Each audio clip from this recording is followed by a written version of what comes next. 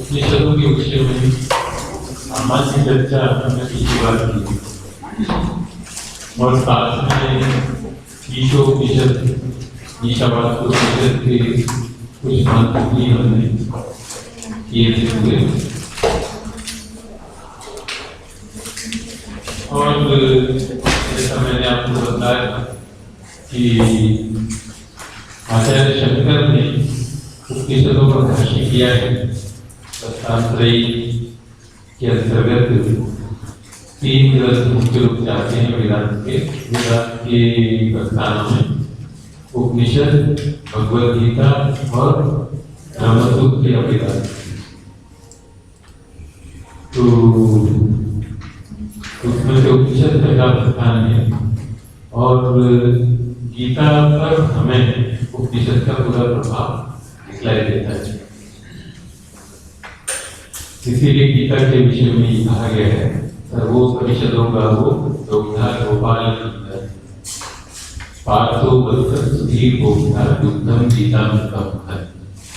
और उसका सार ये है कि गीता जो है वो उपनिषदों से निकाला हुआ दूध है। उपनिषदों का सारभूत जो है वह गीता में विद्यमान है। उपनिषद श्रुति है, गीता स्मृति।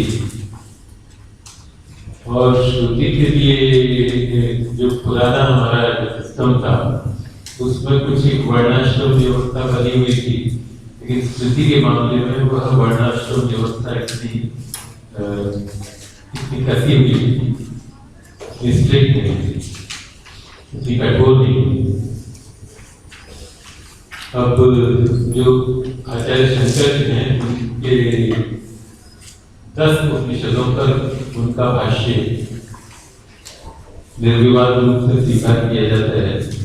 और 11वां जो उपनिषद है श्वेताश्वतर उपनिषद, उसके बारे में थोड़ा सा ये है कि ये आचार्य शंकर का हो भी सकता है, नहीं हो सकता। तो उसमें थोड़ा सा मतभेद है, एक बताइए नहीं। उन 10 उपनिषदों में से सबसे प्राचीन और सबसे बड़े उपनिषद हैं 2, बृहदारण्यक और छांदोग्य। बृहदारण्यक का तो नाम ही बताता है बृहद अर्थात विशाल। तो बृहदारण्यक उपनिषद सबसे बड़ा है। उसके बाद अगर हम साइज के हिसाब से देखें, आकार के हिसाब से देखें तो छांदोग्य उपनिषद उपनिषदों में प्राचीन भी है। और छांदोग्य उपनिषद सामवेद का उपनिषद है। जितने भी उपनिषद हैं वो किसी न किसी वेद के साथ जुड़े हुए हैं, जो प्रमुख उपनिषद हैं। और उनमें सामवेद से जुड़ा हुआ उपनिषद है छांदोग्य उपनिषद। छांदोग्य का अर्थ है छंदः, छंद का अर्थ साम, छंदः गायते इति छंदोग्य। छंद का जो गान करता है, साम का जो गान करता है वो है छंदोग्य। और छंदोगाना उपनिषद छांदोग्य। छंदोग्य जो लोग हैं, जो कि साम के गायक हैं, उनका जो उपनिषद है वह छांदोग्य उपनिषद है। ये छांदोग्य ब्राह्मण का विषय। छांदोग्य ब्राह्मण में हम देखते हैं 10 ब्राह्मण हैं कुल मिलाकर। और 10 में से जो पहले 2 ब्राह्मण हैं वो यज्ञ से और उपासनाओं से संबंध जो जानकारी है वो लिखते हैं।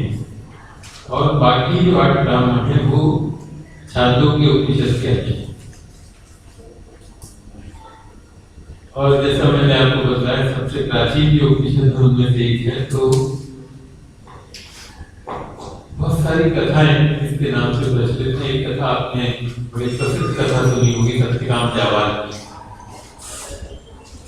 अगर नहीं सुनी है तो क्योंकि हम आज उसको करने का हमारा कार्यक्रम नहीं, मैंने प्रोफेसर शशि प्रभा जी से ये अनुरोध किया था कि कुछ उन्होंने कहा था कि कुछ उपनिषद के अंश हैं वे हम लोग ऑनलाइन भेज देंगे सारे विद्यार्थियों को, तो भेजे होंगे उन्होंने यह भिजवाए होंगे किसी माध्यम से, नहीं किसी के पास तो होंगे नहीं। चलिए तो खैर, तो मैंने उनसे कुछ खास 2-3 क्वेश्चन ऐसे थे। उपनिषद काफी बड़ा उपनिषद है, पूरा उपनिषद हम नहीं कर सकते, लेकिन 2-3 हिस्से जो हैं वो मैंने उनको कहा था कि आप वो कर लें, तो उनको पढ़ेंगे। मैं और कुछ नहीं, तो हम ये कर सकते हैं कि मैं उसका जो मूल ग्रंथ है, टेक्स्ट, वो बोलता जाऊंगा और उसके अर्थ की चर्चा करते चलेंगे साथ साथ। तो कई बार उतना सुनने से भी ग्रहण तो हो जाता है। मेरी शैली यही थी वैसे, मूल रूप से हम लोग गीता पढ़ा करते थे, घर के सामने योग की क्लासेस होती थी और उन लोगों ने कहा कि हाँ आप हमें गीता करा देंगे। उपनिषद भेजे हैं 3 नवंबर को जो व्हाट्सएप ग्रुप पर। हाँ चंद्र योग उपनिषद, वो असल में ये मामला जो है ये थोड़ा सा ट्रांसलिटरेशन का मामला है। ट्रांसलिटरेशन में अगर आपको सीखना हो तो सबसे अच्छा जो तरीका है जिससे मैंने सीखा, मैं जब बीए में आया था तो इंग्लिश मीडियम होता था उस समय में। अच्छा, हिंदी मीडियम की भी शुरुआत उसी साल हुई थी, इस साल मैंने ज्वाइन किया था बीए। तो उससे पहले इंग्लिश मीडियम और संस्कृत मीडियम, दो ही मीडियम थे संस्कृत पढ़ने के। तो मैं कहीं कहीं थोड़ा पर्सनल चर्चा आपसे इसलिए कर देता हूँ कि वो भी कहीं कभी कभी जरूरी हो जाती है, उससे थोड़ा सा एक रुचि भी बढ़ती है कई बार।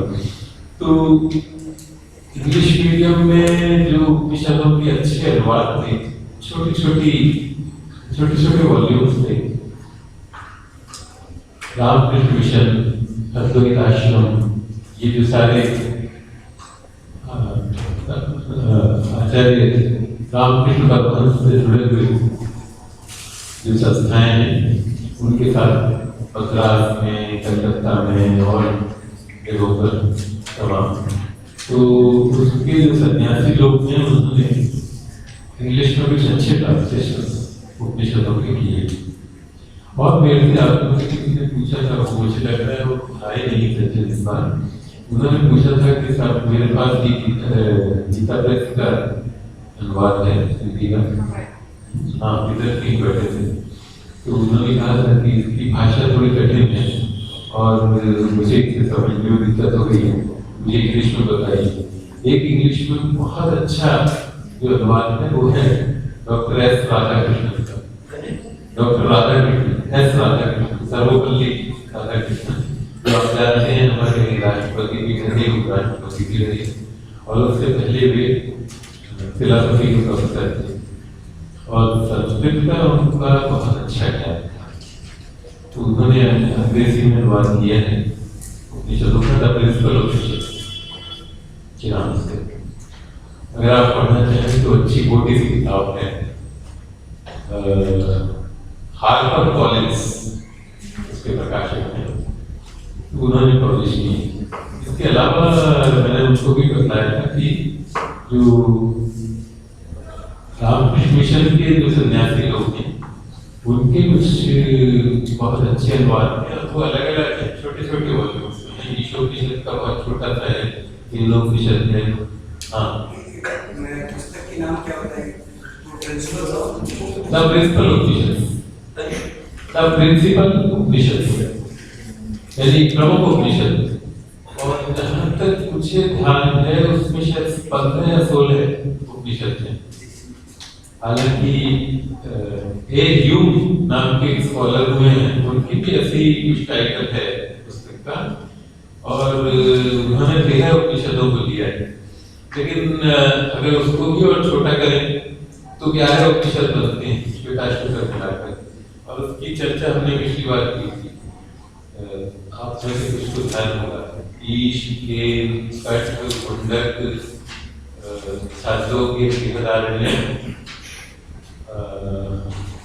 श्वेताश्वतर आत्मा मान लें अगर, तो 4 बचे, 4 आप याद दिलाओ जरा छोड़ के।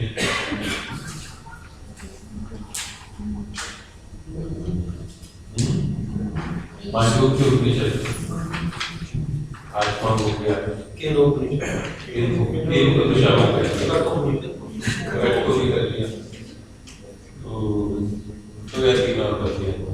अगर याद आएगा तो बता दूंगा, और नहीं याद आता तो भी आप देख सकते हैं। जो एकादि का शोपनिषद करके आचार्य शंकर का भाष्य है, मिल जाता है, तो देखते हैं।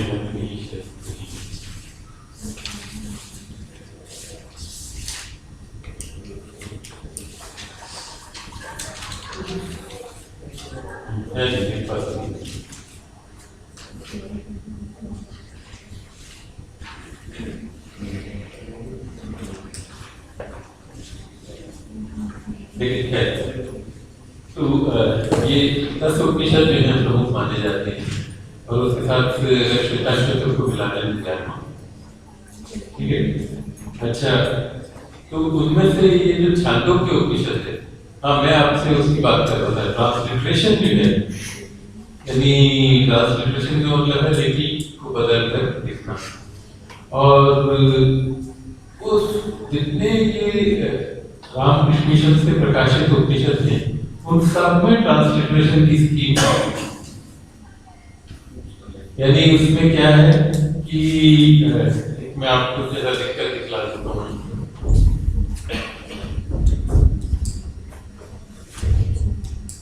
ये हुआ अ और आ, इसके ऊपर एक बार अगर लगा दें तो ये हो गया आ, बड़ा लिखा। अच्छा, ये आई हुआ ई, और ये आई के ऊपर ये इस ढंग से बार अगर हो जाए तो ये बड़ी, क्या कहते हैं, बैकग्राउंड, बैकग्राउंड शायद कहते हैं। फिर इसी तरह से ये ऊ, और ये दीर्घ उकार, अ आ ई उ ऊ। री जो है ये आर, और उसके नीचे ये डॉट, ये री। और अगर इसी को थोड़ा दीर्घ री करना हो तो ये है।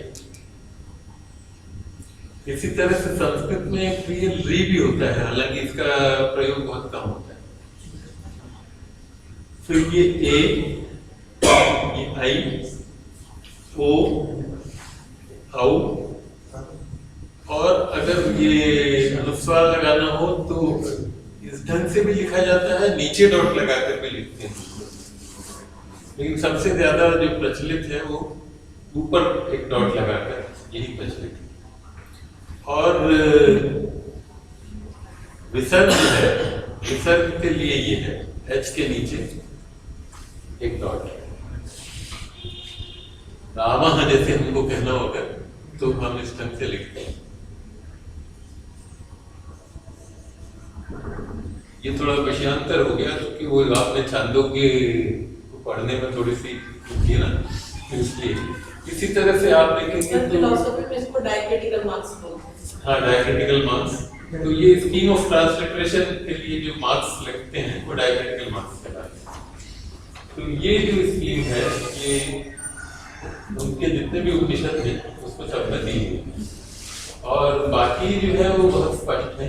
क ख ग ग वैसे है जैसे इंग्लिश में आमतौर पर लिखा जाता है, क ख ग घ। ग के लिए जो है ये है, ये एन के ऊपर ये बिंदी जो है ये ग है, और एन के ऊपर ये जो है निशान, ये यहाँ का निशान है। अच्छा, इसके नीचे अगर ये बिंदी हो तो ये ण, बाकी न म स्पष्ट है। प भ ब भ म, फिर य र ल व श श स ह, वो थोड़ा सा देखने का है। ये तो है श, ये है स, ये है श, यानी मूर्धन्य शकार जिसको हम हिंदी में पेट चिरा षटकोण वाला श भी कह देते हैं, पेट चिरा श भी कह देते हैं। और ये स और ये ह, इसी के नीचे अगर ये बिंदी लगा देते हैं तो विसर्ग।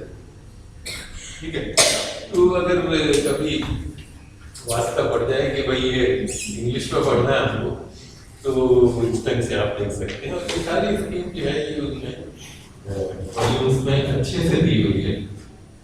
जैसा मैं बता रहा था आपको कि हमने शुरुआत में जब सीखा था तो किसी ने नहीं सिखाया, वहीं से सीखा उन सन्यासियों के अनुवादों से। तो छांदोग्य उपनिषद जो है उसमें बहुत सारी कथाएं हैं। सत्यकाम जाबाल की कथा है, श्वेत केतु की कथा आती है, इंद्र और विरोचन की कथा आती है। फिर एक हम चीज उसमें देखते हैं गीता में, भगवत गीता में देवयान और पितृयान का वर्णन उसमें मिलता है हमको। शुक्ल कृष्ण गति ये ते जगत शाश्वती मते एकयायन्त्यनावृत्ति अन्ययावृत्ति गुणः इत्यादि जो 8वें अध्याय में जाकर है। तो वो देवयान और पितृयान का जो वर्णन है वो भी यहीं पर है।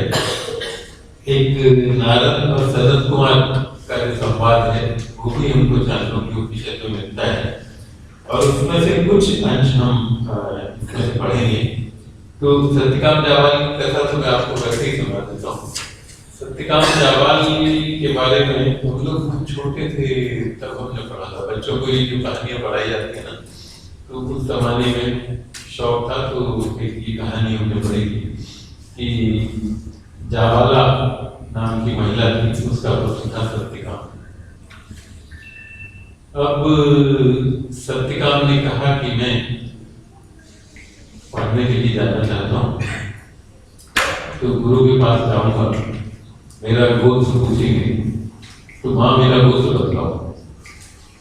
तो जाबाला ने कहा कि तुम्हारा गोत्र तो भैया मुझे नहीं मालूम, क्योंकि मैं लोगों के यहाँ काम करती थी, कैसे तुम मुझे प्राप्त हुई मुझे नहीं मालूम, लेकिन तुम्हारा नाम सत्यकाम है और तुम जाबाला के गोत्र हो, सत्यकाम जाबाल तुम्हारा नाम है। तुम गुरु अगर पूछे इतना ही बता दे। वो गए गुरु के पास सत्यकाम और उनसे कहा कि मैं आपसे पढ़ना चाहता हूँ। तो गुरु ने कहा भी ठीक है, कि गोत्रो कौन से गोत्र के हो। तो उसने कहा कि मैंने अपनी माँ से एक सवाल पूछा था और मुझे ऐसे ऐसे बताया और अब मैं सत्यकाम जाबाल। तो गुरु ने कहा कि देखो तुम निश्चित रूप से ब्राह्मण हो, क्योंकि तुमने अपनी कोई भी बात छुपाई नहीं, जैसी बात है वैसी सच सच रूप में मुझे बतलाई है, और इसलिए तुम सत्यकाम जाबाल। तो और फिर आगे चलकर कैसे उनको सत्यकाम को उपदेश देते हैं, उसमें भी आता है कि उन्होंने अपनी गुरु की सेवा का काम होता था शिष्यों का उस समय में। तो गुरु ने अपनी 700 गायें उनको निकाल कर दी थी कि भाई ये गायें हैं, ये तुम ले जाओ, इनको चलाओ। तो सत्यकाम ने कहा कि जब थोड़ी दुर्बल सी गाय थी, सत्यकाम ने कहा कि जब ये गाय 1000 हो जाएंगी तब मैं आपके पास पढ़ूंगा।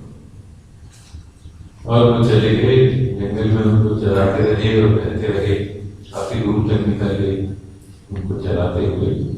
तो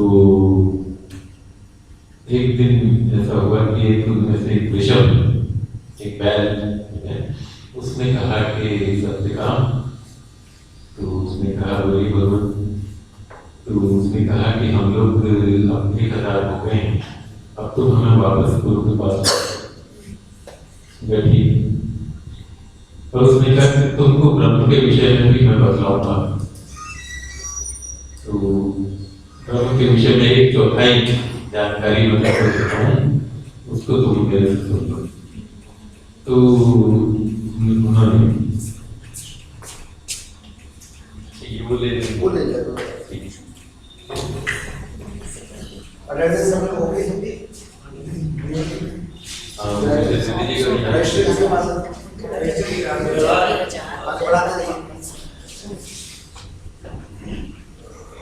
तो उन्होंने 1/4 अंश जो है वो उपदेश उनको दिया और उन्होंने कहा बाकी 1/4 तुमको अभी बताया। तो वहां से चल पड़े। अगले दिन शाम को रुके एक जगह पर और कहते हैं कि गुरु सत्यकाम ने अग्नि जलाई और अग्नि के पश्चिम की तरफ बैठ गए और उनका मुख जो है वो पूर्व की ओर था। इस टाइम से वो बैठे तो अग्नि ने फिर संबोधित किया सत्यकाम। उन्होंने कहा भगवान तो बोले मैं तुमको ब्रह्म का उपदेश देता हूँ, 1/4 उपदेश तुमको मैं दूंगा, वो तुम मुझसे सुन लो। ठीक है वो भी सुन लिया और उसने कहा कि बाकी 1/4 जो है वो तुमको हंस बताए। तो वही ऐसे अगले दिन फिर ये हुआ कि चल दिए वहां से गुरु के आश्रम की ओर वापस और एक जगह पर आकर रुके। तो वहां पर वही सायंकाल को उन्होंने अग्नि जलाई, गायों को इकट्ठा किया एक उसने और अग्नि की तरफ मुख करके बैठे। तो हंस आया उड़ता हुआ, उसने कहा कि मैं तुमको ब्रह्म के विषय में एक चरण का उपदेश मैं तुमको देता हूँ, 1/4 उपदेश। वो 1/4 उनको उपदेश दे दिया। फिर कहा कि मधु, मधु का मतलब सारस। तो सारस जो है वो तुमको सारस जानते हो, ग्रेप्स, तो वो तुमको 1/4 उपदेश मिला। दूसरी का ठीक है। अगले दिन फिर चौथे दिन इसी तरह से सारस ने उनको 1/4 का उपदेश दिया और उससे अगले दिन वो अपने गुरु के पास पहुंचे और गुरु ने कहा कि सत्यकाम तुम्हारे चेहरे पर एक तेज दिखलाई दे रहा है, क्या बात है, तुमको ब्रह्म ज्ञान हुआ है क्या? बोले भगवान इस ढंग से मुझे उन्होंने 1/4 अंश मुझे बतलाया है, लेकिन आपका उपदेश मुझे नहीं मिला। और मैंने सुना है आचार्यवान पुरुषों के द्वारा, आचार्य के द्वारा पुरुष मुझे ज्ञान प्राप्त करता है, तो इसलिए आप जब तक मुझे उपदेश नहीं देंगे तब तक वो सारा उपदेश अधूरा है। तो फिर बाद उन्होंने उसको ब्रह्म ज्ञान दिया और इस तरह से सत्यकाम जो है वो ब्रह्म ज्ञान, ये कथा उसमें आती है। इस टाइम की जो कथाएं हैं आख्यायिकाओं के माध्यम से, कथाओं के माध्यम से छात्रों के उपनिषद में बहुत सारी जगहों पर इस टाइम के उपदेश दिए हैं और इसमें से एक प्रमुख जो कथा है वह श्वेत केतु की कथा है।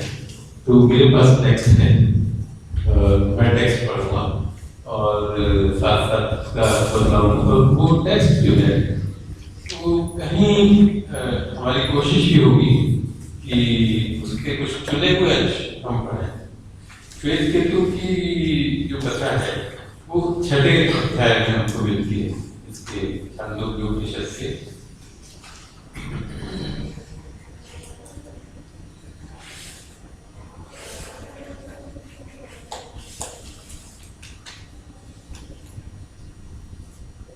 शुरुआत से मैं करता हूँ, बीच बीच में कहीं छोड़ देना पड़ेगा क्योंकि बहुत लंबा मामला है।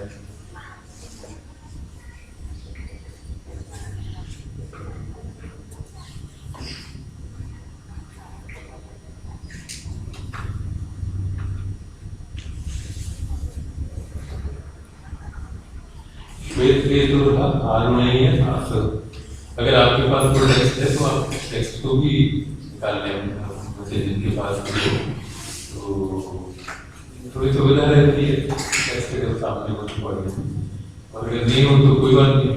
हाँ, श्वेत केतु आरुणेय आसव।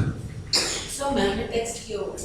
हाँ, मैम ने टेक्स्ट किया हुआ है। हाँ, ग्रुप में। तो हाँ ग्रुप में तो यही मैं कह रहा था कि थोड़ा सा कर मिले। आरुणी के पुत्र थे श्वेत केतु। आरुणी अर्थात अरुण का जो पुत्र है वो आरुणी और आरुणी के पुत्र श्वेत केतु।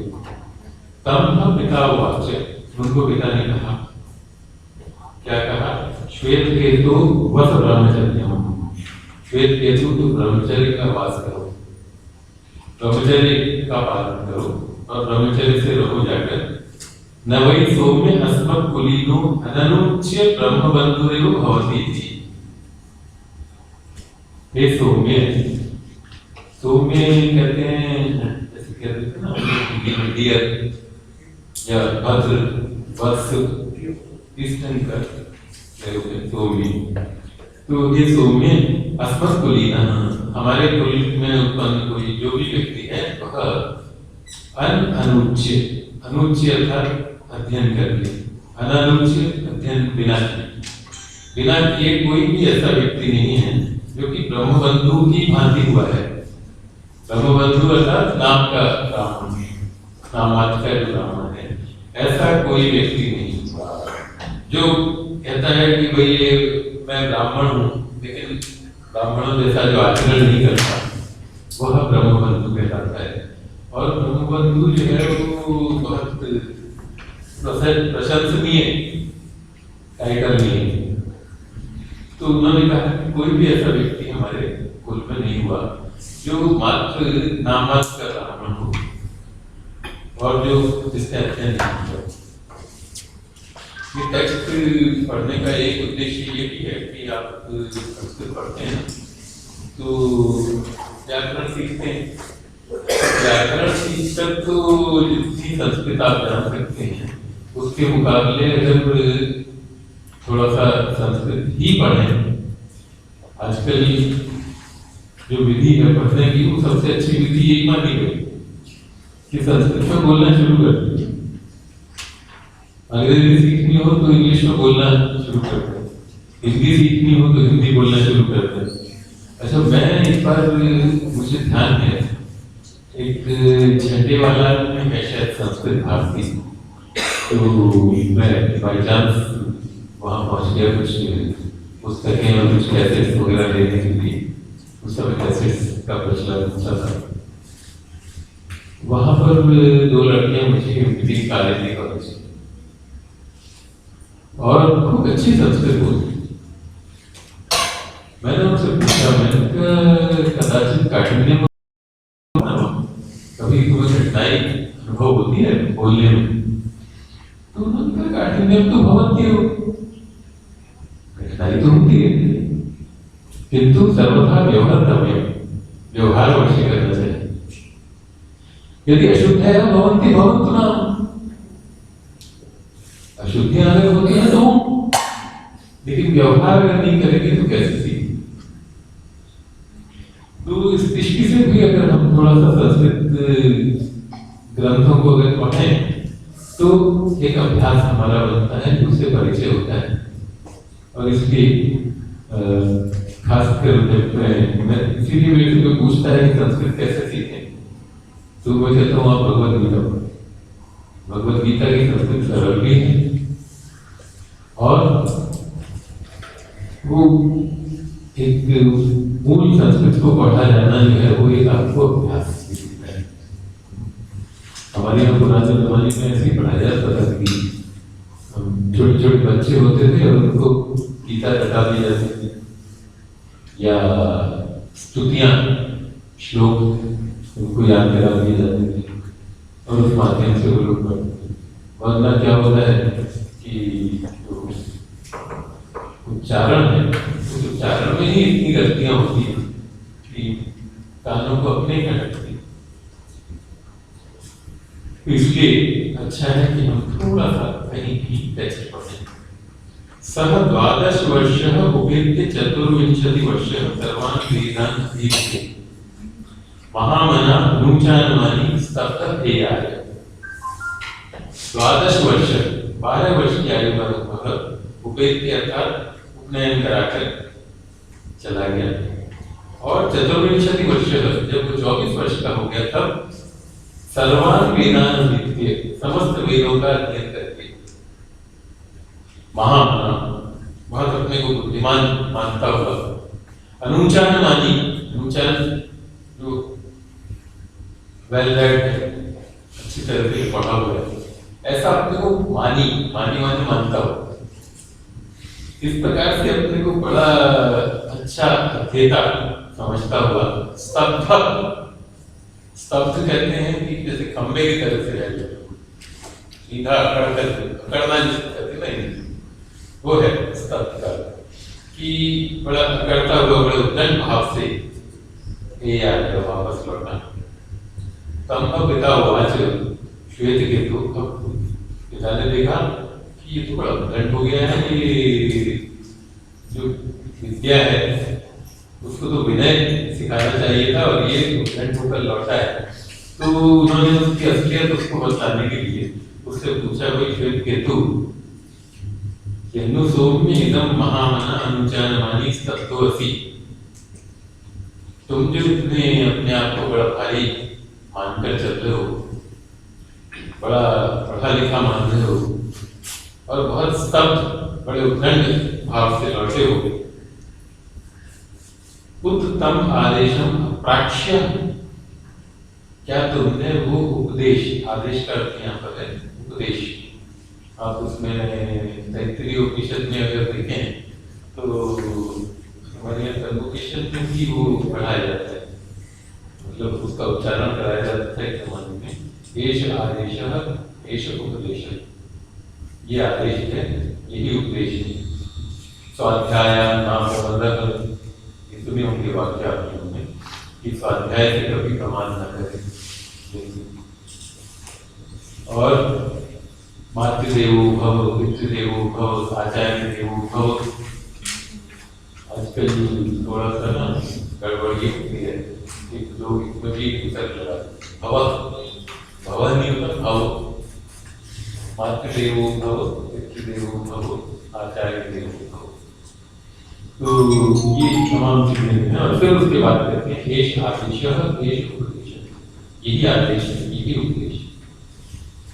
तो कहते हैं उत्तम आदेश प्राक्ष्य, क्या वो उपदेश तुमने अपने गुरु से पूछा है? कौन सा उपदेश भगवान? ये अश्रुतम श्रुतम भवति, अमतम मतम, अविद्यातम विज्ञानम, कहते हैं जिसके द्वारा अश्रुत शुद्ध हो जाता है, जो अमत है वह मत हो जाता है, माना हुआ हो जाता है, और जो जाना हुआ नहीं है वह विशेष रूप से ज्ञात हो जाता है। ये प्रश्न जो है ये हमेशा उठाया जाता है।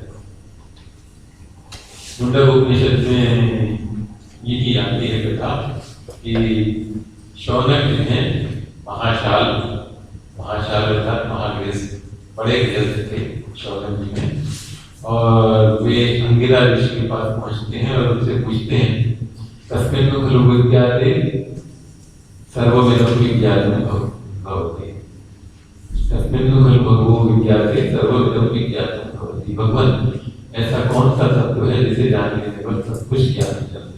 ब्रह्म विद्या का अगर ज्ञान हो गया तो प्रत्येक वस्तु का ज्ञान हो गया।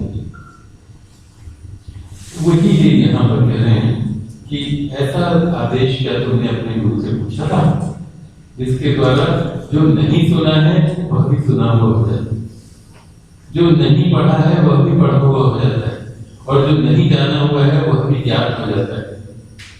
कैसे होता है? यही ज्ञान है। कथम नु भगवत आदेशो भवति, भगवान ब्रह्म विद्या को अगर जान लिया तो ब्रह्म विद्या के बाद कुछ जानने को और नहीं बचता, सारा संसार जो है वो उसी ब्रह्म से है। और इसलिए कहते हैं कि जो ब्रह्मज्ञानी है उसे और कुछ जानने की आवश्यकता भी नहीं रहती, और अगर आवश्यकता है तो उसको सारे जो शास्त्र हैं, समस्त विद्याएं हैं, वो उसके सामने अपने आप आकर उपस्थित हो जाती है। और इसका उदाहरण हमने देखा है, ऐसे लोग हुए हैं जो जिन्होंने कभी संस्कृत नहीं पढ़ी, लेकिन ब्रह्म विद्या का उनको ज्ञान था, और इसके रमण महर्षि के बारे में ये सुनते हैं। ऐसा ही है ना कुछ कि रमण महर्षि जो है उन्होंने बाकायदा संस्कृत नहीं पढ़ी, लेकिन वो संस्कृत में उन्होंने रचनाएं की, ग्रंथ लिखे हैं छोटे छोटे, उन्होंने वो संस्कृत में लिखे। और ब्रह्म विद्या जो है वो ऐसी विद्या है जिसके द्वारा व्यक्ति और दूर क्यों जाए, हम भगवान शंकराचार्य के बारे में, आचार्य शंकर के बारे में हमने बहुत सुना है। आचार्य शंकर जो हैं 8 साल की आयु में उन्होंने संन्यास लेकर वो निकल गए थे और गोविंद भगवत पाद से। और हम देखते हैं कि जितना शंकर ने पढ़ा है, जितना उनकी उसमें दिखाई देता है भाष्य में, 10 उपनिषदों पर या 11 उपनिषदों पर उन्होंने भाष्य लिखा, भगवत गीता पर भाष्य लिखा और पूरी जिंदगी वो काम करते रहे, है नहीं? तो ऐसा जो व्यक्ति है, जो ब्रह्मज्ञानी है, वह उसको यही मानना चाहिए कि उसको अपने आप समस्त विद्याएं ज्ञान हो जाती हैं। और अगर नहीं भी माने हम, तो हम इतना तो मान ही सकते हैं कि उसको और फिर किसी चीज को जानने की जरूरत ही नहीं। अगर थोड़ा प्रैक्टिकल उसके पॉइंट ऑफ व्यू के हिसाब से सोचें तो वो कहते हैं कथम तो भगवत आदेशो भवती थी। श्वेत केतु ने प्रश्न किया, भगवान वह आदेश कौन सा है, वह कौन सा ऐसा आदेश है कि जिससे एक वस्तु के ज्ञान से समस्त पदार्थों का ज्ञान हो जाता है? तो कहते हैं यथा सौम्य, उदाहरण देकर समझाते हैं, यथा सौम्य एकेन मृत्पिंडेन सर्वं निर्मयं विज्ञातं स्यात् वाचारम्भणं विकारो नामधेयं मृत्तिकेत्येव सत्यम्। कहते हैं जिस प्रकार से हे सौम्य, एक मिट्टी के पिंड से जितना भी कुछ मिट्टी से बने हुए पदार्थ है उनका ज्ञान हो जाए। आप अगर मिट्टी की प्रकृति को जान लेते हैं तो आपको ये ज्ञान हो जाता है कि भाई ये जो चीज बनी हुई है मिट्टी से, ये भी ऐसी ही होगी।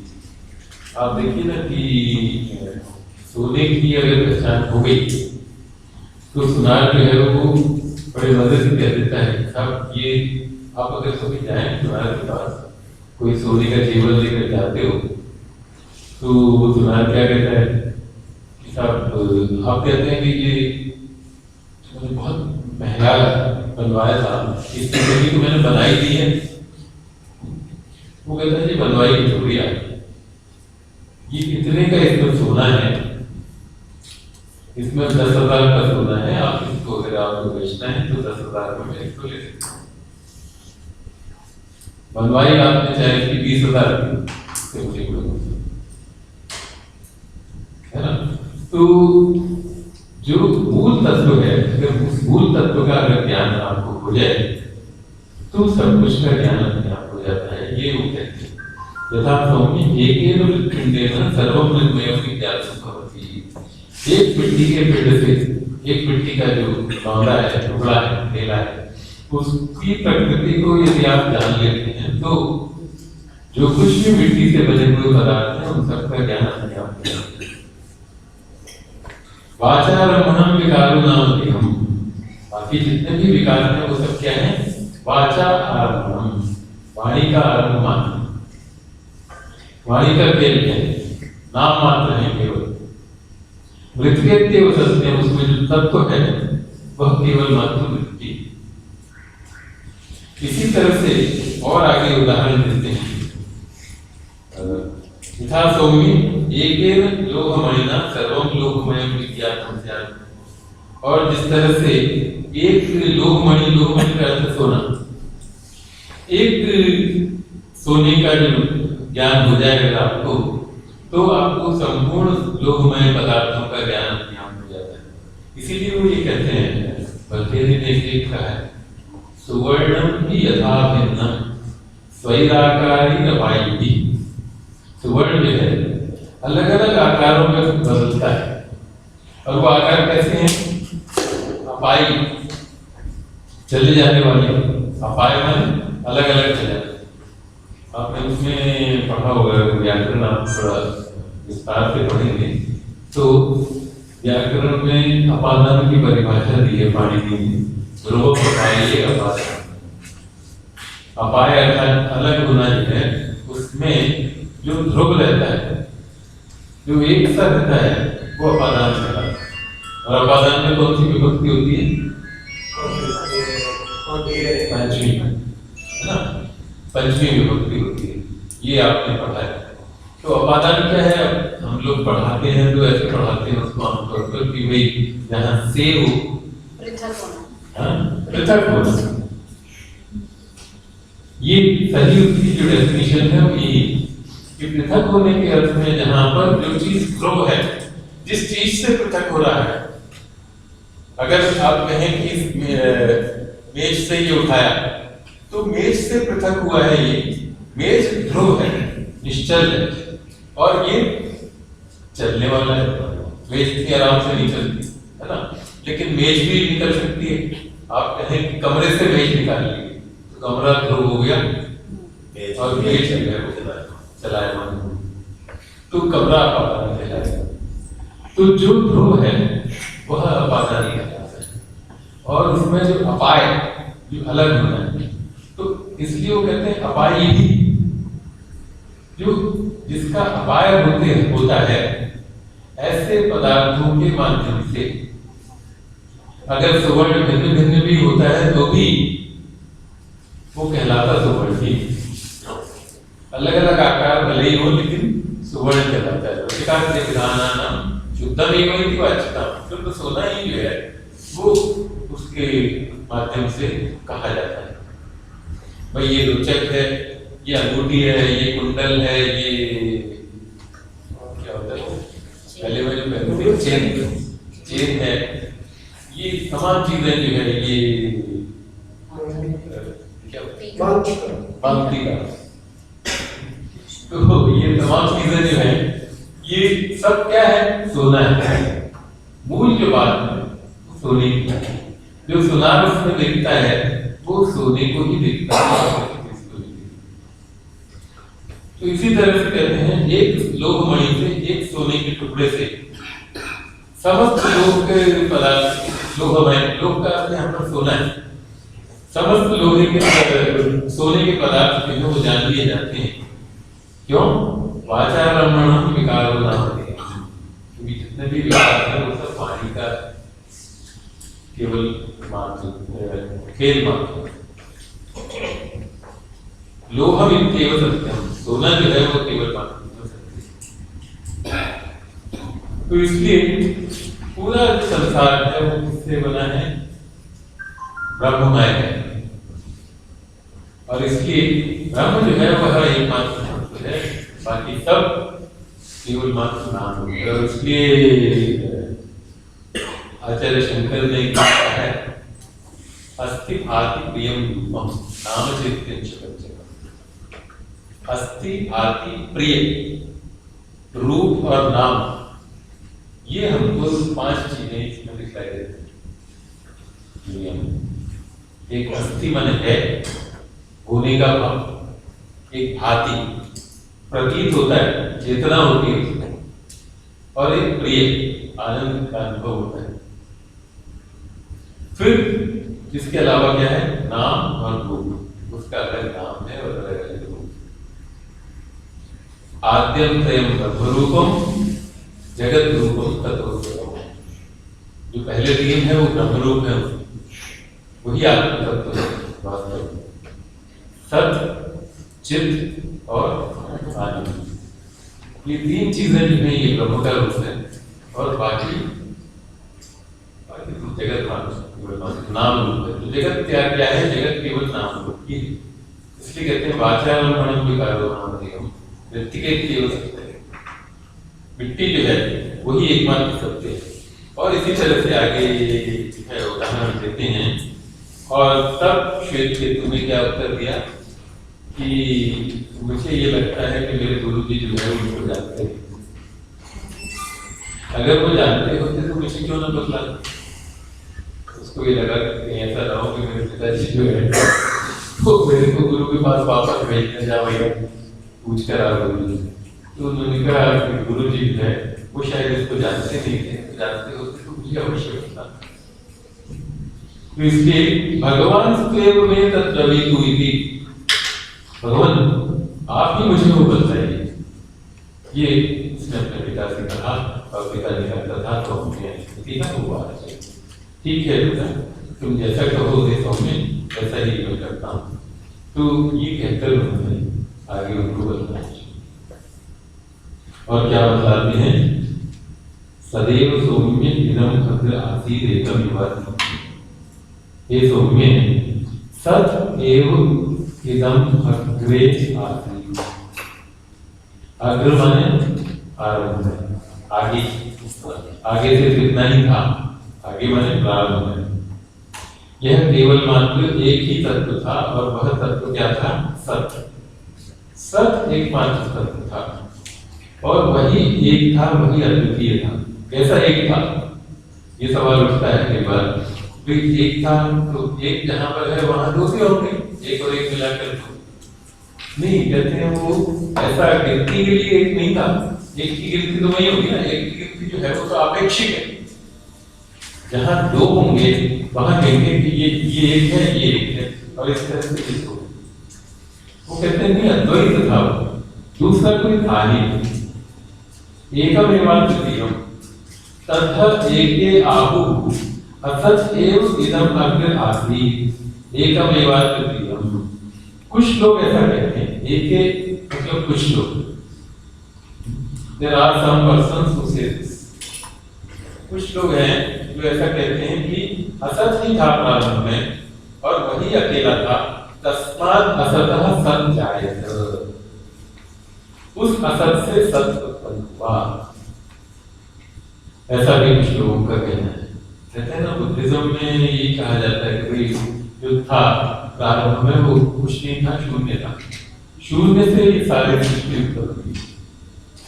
लेकिन जो वेदांती हैं, वेदांत में और बौद्ध दर्शन में ये प्रमुख अंतर है कि वेदांत परम ब्रह्म को मानता है, पॉजिटिव सत्ता को मानते हैं, जबकि बौद्ध दर्शन जो है वो पॉजिटिव उसको नहीं मानते। वो कहते हैं कि प्रारंभ में केवल मात्र शून्य ही था, वो शून्य से ही ये सारी सृष्टि उत्पन्न हुई। और ज्यादा अच्छी तरह ये चीज जो है, ये अगर आप जानना चाहेंगे तो डॉक्टर शशि प्रभा जी से इसे और बेहतर ढंग से समझा पाएंगे। तो कहते हैं कुतस्तु खलु, आप ये सवाल खुद ही उठाते हैं, कुतस्तु खलु सौम्य एवं स्यात्। हे सौम्य, ऐसा कैसे हो सकता है, कुतः एवं स्यात्, ऐसा कैसे हो सकता है। इतिहास उवाच, क्या कथम असतः सत् जायेत इति। असत से सत कैसे उत्पन्न हो सकता है। सत्वैव सौम्य इदम् अग्र आसीत्, भला असत से सत की उत्पत्ति कैसे हो सकती है, ये सवाल उठाते हैं।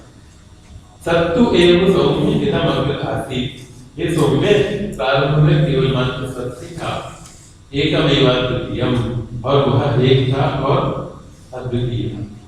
असत से सत पैदा नहीं हो सकता।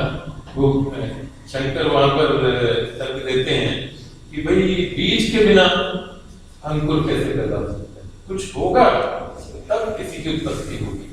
अगर कुछ भी नहीं है तो कोई भी चीज उत्पन्न कैसे हो सकती है, ये वहां पर प्रश्न उठाती है। और उसके बाद जो कथा है वो थोड़ा संक्षेप में उसको कहता हूँ कि उस सत ने ये सोचा, जो भी सत्तत्व था, ब्रह्म था, उसने सोचा कि मैं बहुत श्याम प्रजाएं, कि मैं बहुत हो जाऊं और इसलिए अनेक प्रकार से मैं उत्पन्न हूं। तो उन्होंने तेज की सृष्टि, अग्नि। आमतौर पर विशदों में एक प्रसंग आता है, तस्माद् वा एतस्मादात्मन आकाशः संवृत्तः। आकाश वायु, वायु अग्नि, अग्निरापः, अद्य पृथ्वी। ये 5 तत्वों की चर्चा तब तक की जाती है कि आत्मा जो है उससे, ब्रह्म से पहले आकाश उत्पन्न हुआ, आकाश से वायु उत्पन्न हुई, वायु से जल उत्पन्न हुए, आकाशात् वायु, वायु और अग्नि, वायु से अग्नि उत्पन्न हुई, अग्नि से जल और जल से पृथ्वी। ये इस तरह से उत्पन्न हुआ। यहाँ 3 तत्वों की चर्चा प्रमुख रूप से की है, क्योंकि ये कहते हैं कि उनमें भी 3 तत्व जो है वो प्रमुख हैं। उसने तेज उत्पन्न किया, तेज से जल उत्पन्न हुए।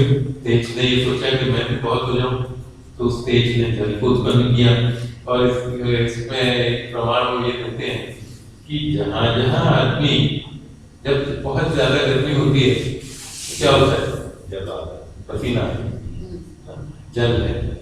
या आदमी अगर सोचता है, दिमाग में बहुत ज्यादा अंदर अंदर संतप्त होता है, तो तब भी पसीना आता है। तो इसलिए वो ये उसमें तर्क देते हैं कि जब आदमी कहीं संताप करता है तो उसे पसीने आ जाते हैं, और इसलिए तेज से ही जल की उत्पत्ति होती है। फिर कहते हैं कि उन जलों ने भी ये सोचा, जल शब्द जो है वो संस्कृत में बहुवचन में इसका प्रयोग होता है, आपा। आपा शब्द जो है उसका प्रयोग, क्योंकि जल जो है वो एक कण है, और अकेला कण जो है वो तो कुछ बनाता नहीं, बहुत सारे जल के कण होते हैं। इसलिए आपा शब्द जो है वह स्त्रीलिंग में और बहुवचन में उसका प्रयोग होता है। आप एक शब्द वाक्यत्याम बजाय वही कि हम बहुत हो जाएं और हम अनेक प्रकार से उत्पन्न हों, और उन्होंने अन्न की सृष्टि की। इसलिए कहते हैं कि जहाँ कहीं भी वर्षा होती है वहां बहुत सारा अन्न उत्पन्न होता है। तदेव भूयिष्ठम अन्नम भवति अद्यैव तदन्नाद्यम जायते। जलों से ही वह अन्न इत्यादि उत्पन्न होता है, और इसके जल अन्न का कारण है वह जल। और इसके बाद और थोड़ी लंबी चर्चा करते हैं यहाँ पर कि जितने भी प्राणी हैं उनमें से तो वो प्राणी जो है वो तीन प्रकार के हैं। एक जो अंडे से उत्पन्न होते हैं, दूसरे जो जीव से उत्पन्न होते हैं, और तीसरे उद्भिज जो पौधों से उत्पन्न होते हैं। ये इस प्रकार से तीन प्रकार के प्राणियों की चर्चा की। और तब जो सत नाम का जो देवता था, उसको जो भी नाम हम ले लें, ब्रह्म कहें या जो भी कहें, वह सत था। तो उसने ये सोचा कि मैं जीवात्मा के रूप से इसमें प्रविष्ट होता हूँ इन तीनों में, और नाम रूपे व्याकरवाणी, नाम और रूप की अभिव्यक्ति के माध्यम से मैं करता हूँ, ये उसने सोचा। और तब इनको तीनों को मिश्रित कर दिया। इस प्रकार से मिश्रित कर दिया, त्रिवृतकरण कहते हैं। त्रिवृतकरण का अर्थ है इस प्रकार से मिश्रित करना कि उनमें से एक मेन पार्ट हो और दो हिस्से बाकी दोनों के, एक एक तत्व बनाया जाता है। वेदांत में वैसे आपने अगर सुना हो तो पंचीकरण की एक प्रक्रिया होती है। पंचीकरण का अर्थ क्या है? पृथ्वी, जल, तेज, वायु और आकाश, ये जो पांच तत्व हैं, इन पांचों तत्वों को पहले ये ओरिजिनल फॉर्म करते हैं, अपने मौलिक रूप में थे। इनको सबको मिक्स कर दिया उन्होंने। तो मिक्स कैसे किया? आधा हिस्सा जैसे आकाश का लिया और बाकी चारों का 12.5% 12.5 दिया, तो बाकी चारों का एक हिस्सा दिया, और इस तरह से वो एक हिस्सा हो गया, वो आकाश में, जो भौतिक आकाश, जो स्थूल आकाश जो है वो इस रूप में बना। इस तरह से उसको आकाश का नाम दिया गया। इसी तरह से वायु का आधा हिस्सा, बाकी सबका 1/4 का हाफ कितना हुआ, 12.5। तो इस ढंग से जो है पंचीकरण करके सृष्टि की रचना की गई।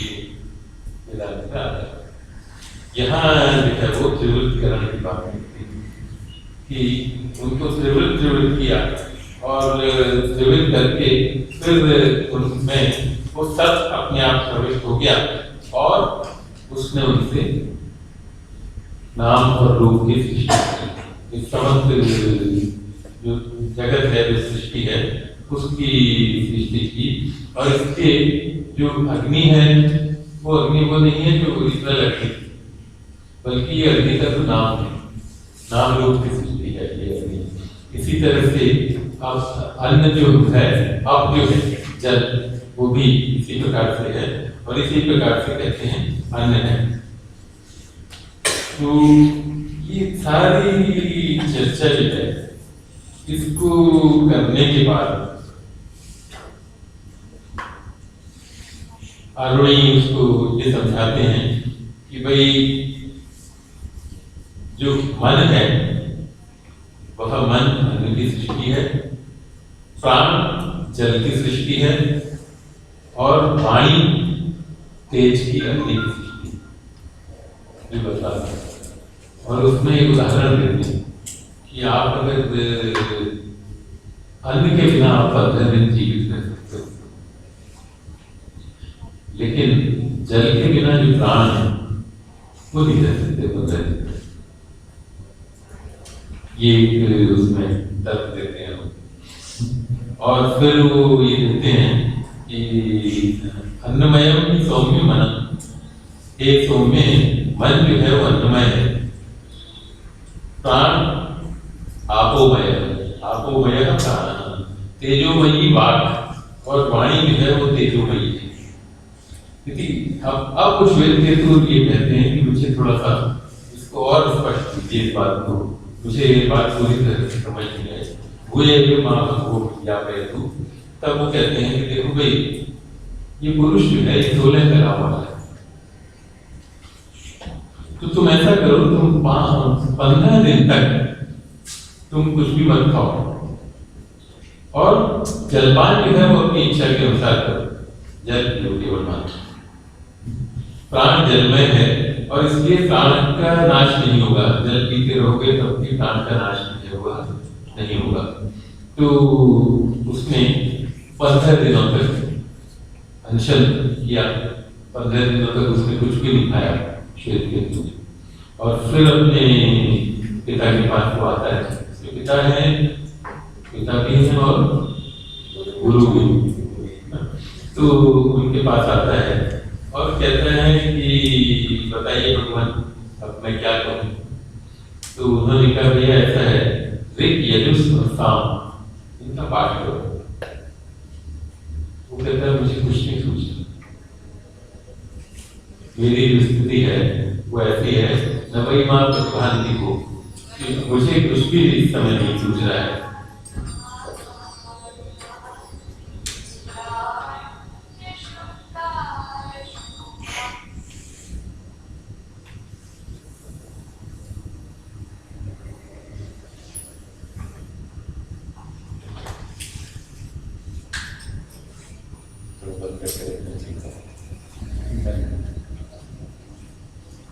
तो सरपंच दशरामानी न आशक, उसने 15 दिन तक कुछ नहीं खाया, अतः एनम उपसदात, और फिर वह आरोही के पास प्रस्तुत हुआ, उपस्थित हुआ और उसने कहा कि प्रवीणि क्या कहूं। उन्होंने कहा वो यदि ऋचः सौम्य यजुंषि सामानी थी, क्या बोलूं उसने पूछा। तो कहते हैं हे सौम्य, तुम ऋचाएं यजुष और साम इनका पाठ करो। सह उवाच न वही मां प्रतिभांति कोई इति, जो लगता है वो ऐसे लगता है कि जैसे आप उसको देखते हैं आजकल इन्वर्टेड कॉमा बिगिंस और इन्वर्टेड कॉमा क्लोज्ड, तो इन्वर्टेड कॉमा ने क्लोज्ड है उसके अर्थ में इति का प्रयोग संस्कृत में हुआ। तो जहां पर वो हुआ इसका मतलब है अनकोट। तो कहते हैं कि मुझे उनका इस समय स्फुरण हो ही नहीं रहा, किसी भी चीज का स्फुरण नहीं हुआ। तो उन्होंने कहा अच्छा भैया ऐसा होता है कि तुम बहुत सारा ईंधन जलाया जाए, उसमें से केवल मात्र एक अंगारा रह जाए, अगर वो अंगारा कुछ खास जला नहीं सकता है, इसलिए तेरी 16 कलाओं में से केवल एक कला बची है, इसलिए तुमको किसी चीज का अनुभव नहीं हो रहा, तुम अब भोजन करो और तुमको सब ज्ञात हो जाएगा। उसने भोजन इत्यादि किया और पूछा बताइए हम क्या बताऊं। तो उन्होंने कहा कि ये बदलाव, और जो कुछ पूछा गया वो सब उसको याद आ गया। इससे उन्होंने कहा कि भाई देखो इससे ये सिद्ध होता है कि जो षोडश कलाएं हैं उनमें से केवल मात्र तुम्हारी एक कला अवशिष्ट रह गई।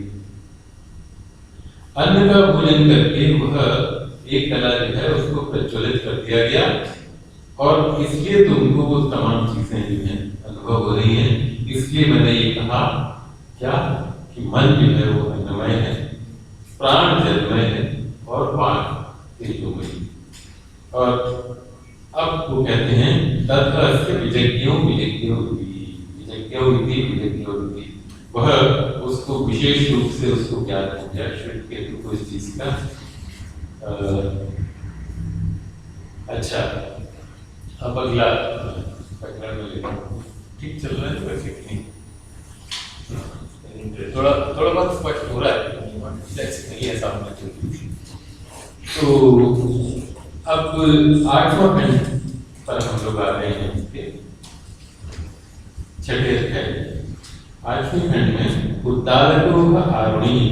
मैंने शायद ये कहा था कि छठे अध्याय के पहले से 3 और 12 से 14 प्रकरण है वो आप भिजवा लीजिए। तो थोड़ा सा बीच में मैं दे रहा हूँ, सब बहुत संक्षेप में।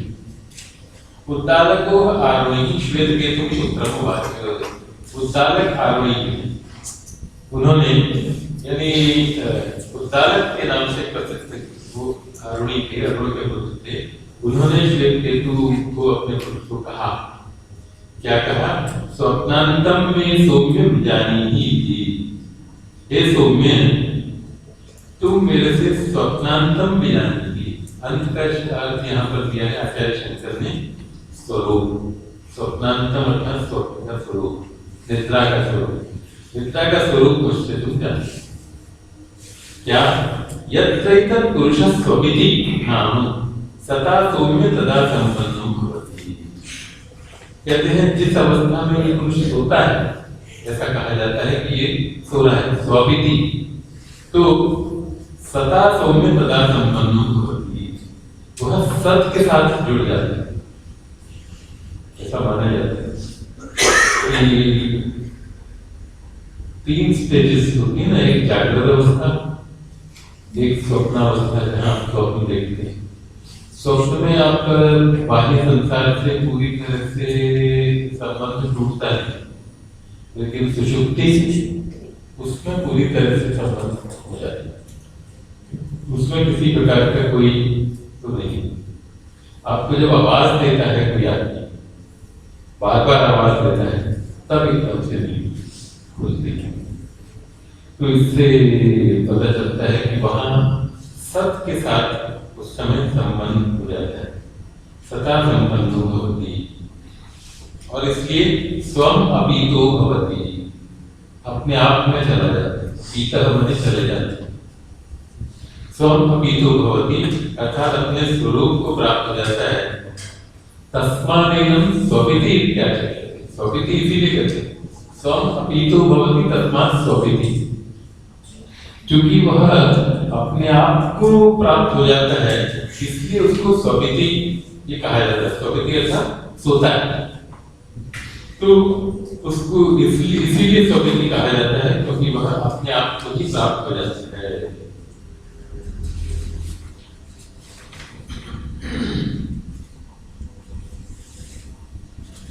अब कहते हैं स यथा शकुनी सूत्रेण प्रबद्धो। जिस प्रकार से कोई पक्षी बंधा हुआ हो, वो अलग अलग दिशाओं में जाता है, उड़ता है। बंधा हुआ पक्षी है, शकुनी उसको जितनी लीवरेज देता है उतने एरिया में उड़ सकता है।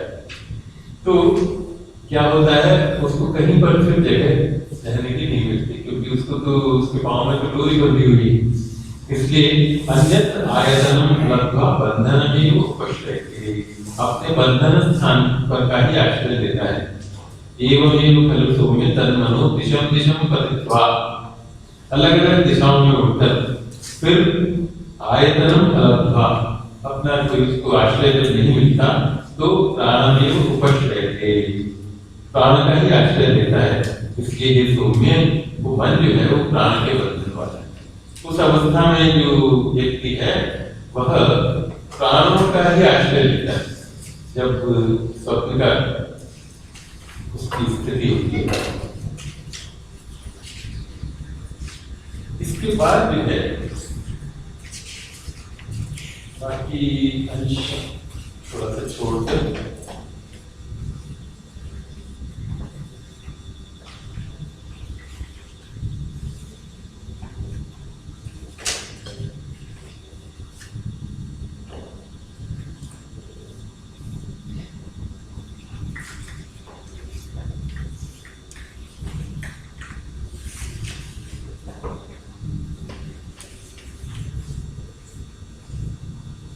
एकादश खंड पर आते हैं।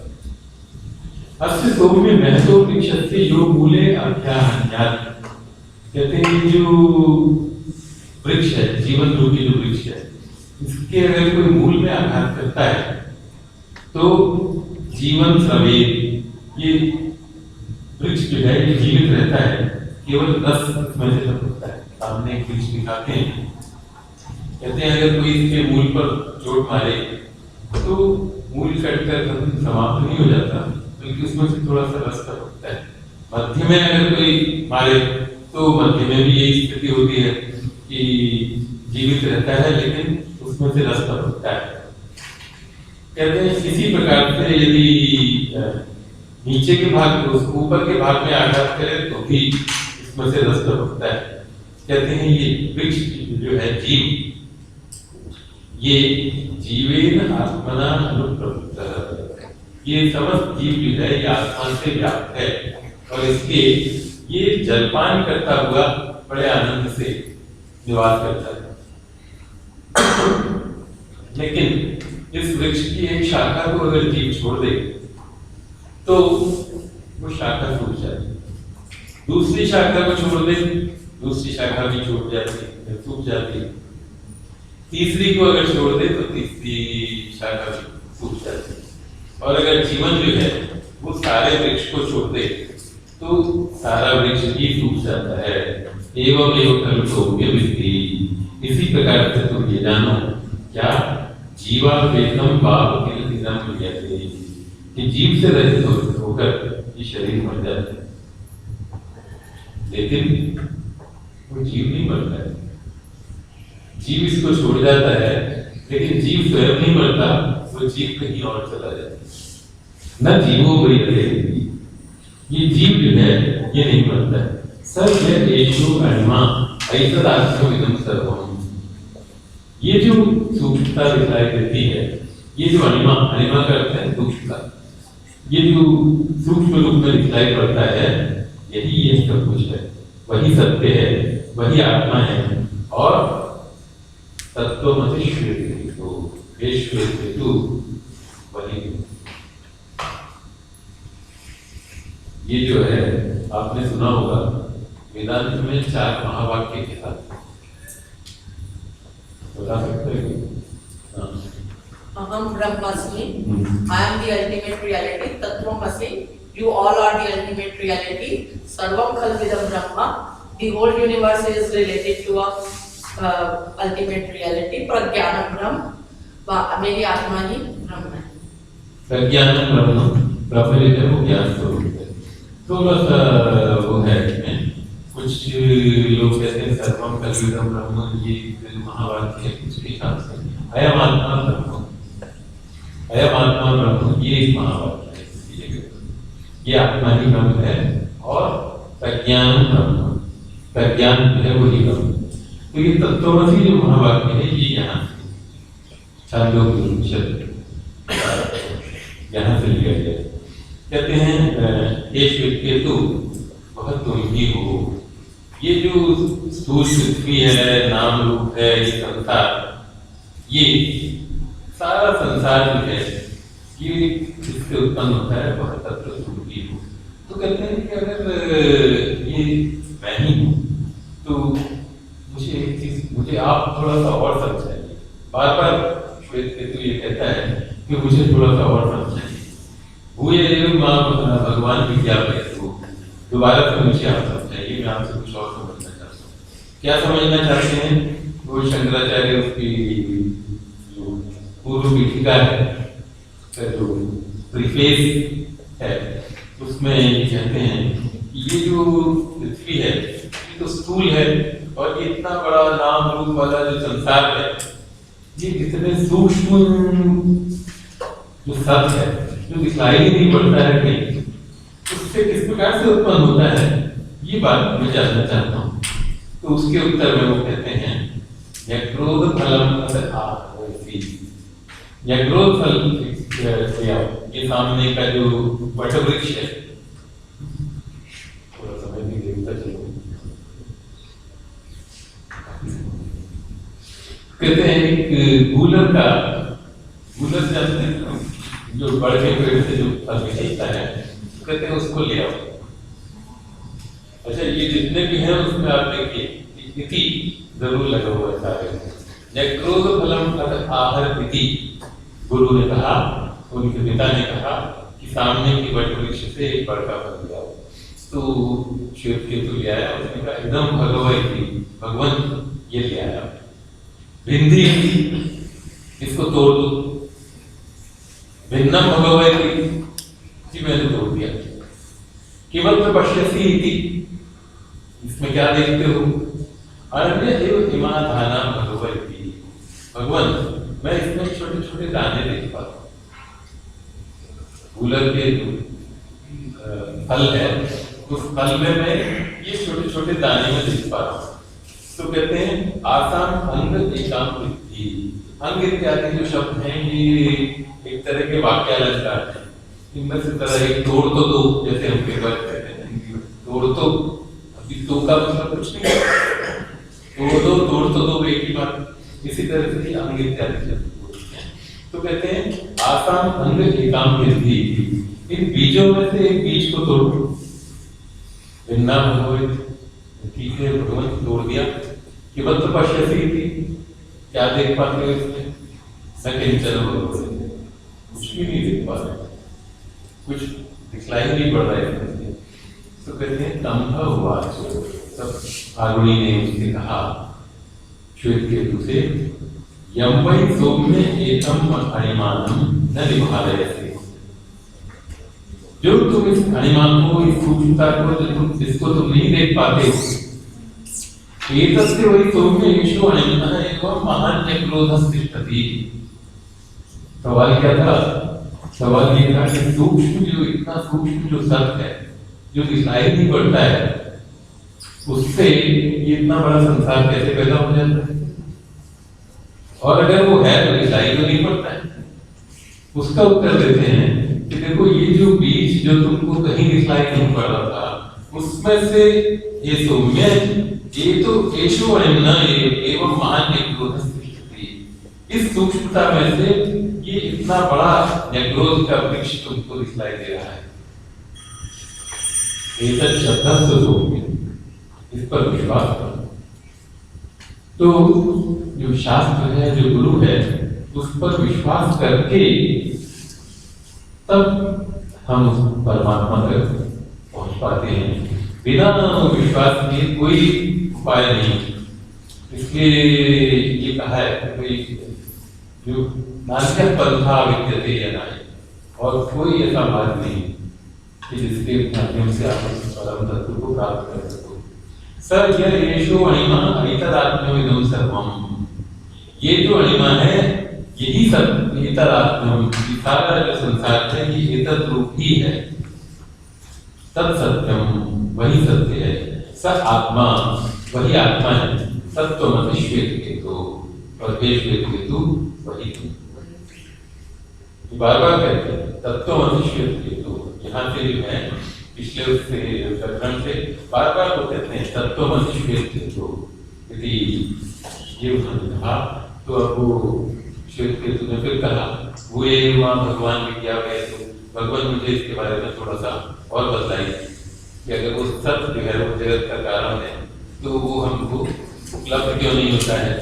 तो फिर एक उदाहरण एक और दृष्टांत देकर समझा और वो दृष्टांत क्या है उसको दृष्टांत को मैं यहाँ पूरा बढ़ता है कथा की चर्चा करूँ कि वो कहते हैं कि भाई ऐसा करो कि नमक का टुकड़ा उसको दिया और कहा इस नमक को जल में डाल दो और कल सुबह मेरे पास गया, तो वो उसने ठीक है वो डाल दिया, और उन्होंने कहा कि भाई जो नमक तुमने डाला था वो जरा उस जल में से वापस निकाल दो।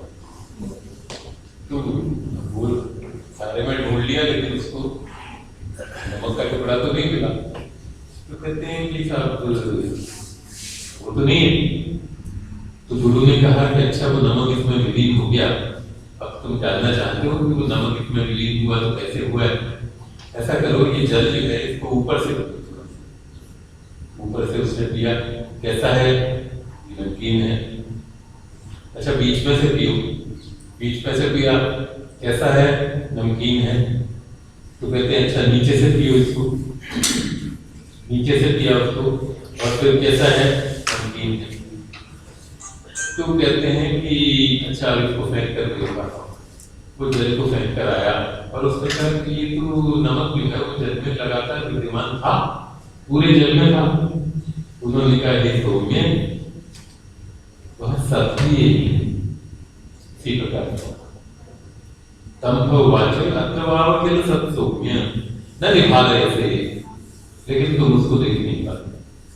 अत्रैव किल, वह यहीं पर है, ये जिसको तुम नहीं देख पा रहे हो वो यहीं पर है। स येषु वर्मा, वही वो दिखता है जिसको तुम नहीं देख पा रहे हो। अंतरात्मा सर्वम, और इसी आत्मा वाला, इसी रूप वाला वह ये सब संसार में है, वो है सतरूप ही है ये सारा संसार। तत् सत्यम, वही सत्य है, इसका आत्मा वही आत्मा है। और तत्वमसि श्वेत केतु, वही तुम, तो सारा संसार भी वही है, तो तुम भी वही आत्मा ही है, वो तुम हो। इसलिए वेदांत के ग्रंथों में ये कहा गया है कि जब गुरु उपदेश देता है तत्वमसि, तब शिष्य जब उस पर मनन करता है, चिंतन करता है और उसको अपने आप रियलाइज करता है, तब वो कहता है अहम ब्रह्म, मैं ही ब्रह्म। अगर उससे पहले वो अहम ब्रह्मास्मि कहता है तो वो ऐसा ही है जिसको पश्चिम वर्ग, इसकी बात मैंने आपसे चर्चा कि वो केवल मात्र पश्चिम वर्ग के, इसलिए वो कहते हैं। अच्छा वो कहता है कि मुझे थोड़ा और थोड़ी और समझने की इच्छा है। ये प्रकरण अच्छा लंबा प्रकरण है, तो क्या समझाइए? वो शंकराचार्य बताते हैं कि आप मुझे ये समझाइए कि साहब ये किस उपाय से उपलब्ध हो सकता है, कैसे उसको प्राप्त किया जा सकता है, मैं कैसे उसको प्राप्त करूं? तो उसको एक दृष्टांत देकर और समझाते हैं। हाँ, ये भी थोड़ी पार्ट कर रहा था, एक्सपीरियंशियल नॉलेज भी ली है और मतलब इंटेलेक्चुअल कन्वर्सेशन भी होती है। देखो इंटेलेक्चुअल कन्वर्सेशन जब होगी, इंटेलेक्चुअल नॉलेज जब आपके पास पहुंच जाएगी और आपको ये मालूम पड़ जाएगा, तब आप फिर उपासना के माध्यम से और दूसरे माध्यमों से आप उसको अपने आप में रियलाइज करें।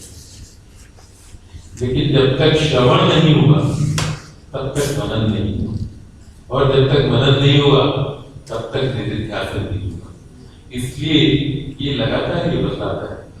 आगे एक कथा आती है, उस कथा की चर्चा मैं अभी कर देता हूँ क्योंकि हमारे पास इतना समय बचेगा नहीं कि हम उसको अलग से कर पाए कथा को। प्रजापति के पास इंद्र और विरोचन, प्रजापति ने कहा कि आत्मा निरंतर रहने वाला है, हमेशा रहेगा। तो और जो इस आत्मा को जान लेता है वो अमृतत्व को प्राप्त कर लेता है, सारे लोग जो हैं वो उसी के हो जाते हैं, इत्यादि इत्यादि। तो देवताओं को, असुरों को, दोनों को लगा इस आत्मा को जान लिया जाए तो सारी दुनिया जो है वो हमारी हो जाएगी, समस्त लोग हमारे हो जाएंगे, हमारा सब जगह अधिकार हो जाएगा। तो उन्होंने अपने में से देवताओं ने इंद्र को अपॉइंट किया और जो असुर थे उन्होंने विरोचन को अपॉइंट किया और कहा कि जाओ जाकर प्रजापति के पास पूछ के आओ। तो वो गए, 32 वर्षों तक उन्होंने वहां ब्रह्मचर्य के द्वारा माध्यम से निवास किया प्रजापति के पास। और तब प्रजापति ने वो जो कथाएं हैं, हमारी जो पुरानी कथाएं हैं उनमें समय उसी हिसाब से लगता है, क्योंकि 32 वर्ष उसमें देवताओं की आयु में कुछ भी नहीं होती। तो 32 वर्ष उन्होंने निवास किया और उसके बाद प्रजापति ने पूछा कि तुम लोग किस इच्छा से यहाँ ब्रह्मचर्य निवास कर रहे हो? तो उन्होंने कहा कि हम आत्मा के विषय में जानना चाहते हैं। तो प्रजापति ने कहा ये जो आंख के भीतर जो पुरुष दिखलाई देता है वह आत्मा है। यशो अग्नि पुरुषो विशते सब एष आत्मा।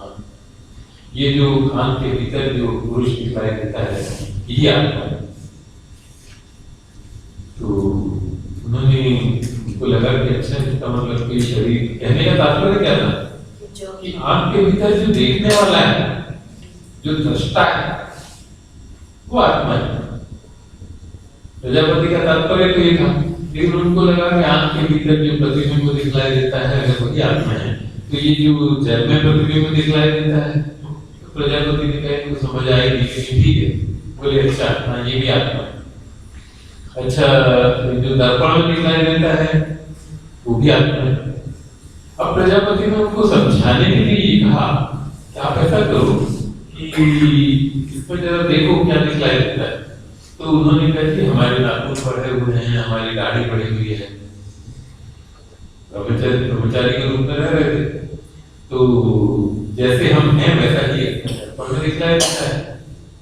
तो बोले अच्छा ऐसा करो, अब ये दाढ़ी वगैरह साफ करके आओ, जरा अच्छे से वस्त्र पहन कर आओ, बढ़िया अलंकार धारण करके आओ और फिर देखो। तो बदलाना नहीं चाहते थे। देखो ये शरीर में तो बहुत सारी चीजें ऐसी हैं जो आगमा पाई आने वाली है और अपाई में जाने वाली है। तो उसमें उन्होंने वैसा ही किया, उनको समझ नहीं आई बात। उन्होंने वैसा ही किया और कहा क्या दिखलाई देता है? जी हम जैसे थे वैसे दिखलाई पड़ रहे। तो उन्होंने कहा ठीक है यही आता। चले गए वो लोग संतुष्ट होकर। विरोचन ने जाकर डिक्लेयर कर दिया असुरों के पास कि भाई ये शरीर जो है यही आता। और इसलिए वो कहते हैं कि आप जो अगर कोई व्यक्ति ये मानता है कि भाई ये शरीर ही आत्मा है, उसी को सजाने में लगा रहता है, उसी में सब कुछ करता रहता है, तो आप उसको ये कहा जाता है आसुरी स्वभाव वाला। अब वो विरोचन तो चला गया, लेकिन इंद्र जो है वो लगातार सोचते हुए जा रहे थे। देवताओं के पास पहुंचने से पहले ही उन्हें लगा कि यही आत्मा है। इसका मतलब तो ये हुआ कि अगर शरीर अंधा हो जाएगा तो आत्मा भी अंधा है, अगर शरीर लंगड़ा हो जाएगा तो आत्मा भी लंगड़ा है, शरीर अगर काना हो जाए तो आत्मा भी काना है। इससे आत्मा से क्या लाभ? वापस लौट जाए प्रजापति ने कहा तुम तो संतुष्ट होकर चले गए थे, तुम किस लिए वापस आ गए? तुम कहते हैं भगवान मैंने ये विचार किया कि अगर आदमी ये शरीर जो है वो अगर अंधा होता है तो आत्मा भी अंधा हो जाएगा, शरीर काना है तो आत्मा भी काना हो जाएगा, शरीर लंगड़ा है विकलांग है तो आत्मा भी विकलांग हो जाएगा। तो ऐसे आत्मा कोई फल नहीं दिखलाई देता। तो उन्होंने कहा तुम ठीक समझे, तुम अभी 32 वर्ष और ब्रह्मचर्य वास करो, समझ क्यों? उनको मालूम था कि अभी कुछ इसकी समझ में दोष। इस तरह से करते करते जब निरंतर उसने मनन किया निरंतर, और फिर उसको बतलाया कि ये आत्मा है, ये स्वप्न में जो पुरुष दिखलाई देता है ये आत्मा है। फिर उन्होंने कहा कि ये जो सुषुप्ति में दिखलाई देता है, सुषुप्ति में जो है वह आत्मा है। तो सुषुप्ति में आत्मा है, सुषुप्ति है ड्रीमलेस, ऐसी निद्रा जिसमें स्वप्न नहीं, गहरी निद्रा जो होती है। तो उसने कहा कि वो चला गया, जाते जाते फिर वापस आ गया, क्योंकि उसको ये लगा कि भाई ये तो ऐसी आत्मा में क्या रखा है कि जिसमें यही नहीं पता चलता कि ये क्या है क्या नहीं है, कुछ जानकारी नहीं, कोई ज्ञान ही नहीं, कुछ भी नहीं है। जबकि आत्मा के बारे में तो कहा जाता है कि क्या है, सत चित और आनंद तीनों कहे जाते हैं। उसमें चेतना भी है, उसमें सत्व भी है, सत्ता भी है और उसमें आनंद भी है। तो फिर वापस आ गया दिखा, मुझे तो ये दिखाई पड़ रहा है कि ना तो ये औरों को जान पाता है और ना इसको कोई जान पाता है, ऐसा आत्मा में मुझे कोई फल नहीं निकले। तब फिर वो उसको आत्मा का सही स्वरूप बतलाते हैं एक एक करके। सीधे जो है जो ब्रह्म विद्या जो है वो एकदम से पाई नहीं जा सकती, ऐसे नहीं पाई जा सकती जैसे एकदम से कह दिया कि भाई ये आत्मा है। इसके भगवान आचार्य शंकर ने भाष्य में भी कहा है, नहीं शास्त्र विदंतया विषय भूतम ब्रह्म प्रतिपादय शक्ति। शास्त्र कभी भी, शास्त्र की आकांक्षा ये नहीं होती, शास्त्र का उद्देश्य ये नहीं होता कि वो ये बतला दे कि हाँ ये ब्रह्म है कैसे, ऐसा नहीं होता, बल्कि उस तक पहुंचने का मार्ग बतलाता है। इसने पूरा को समझाने की कोशिश कर रहे हैं कि आत्मा क्या है।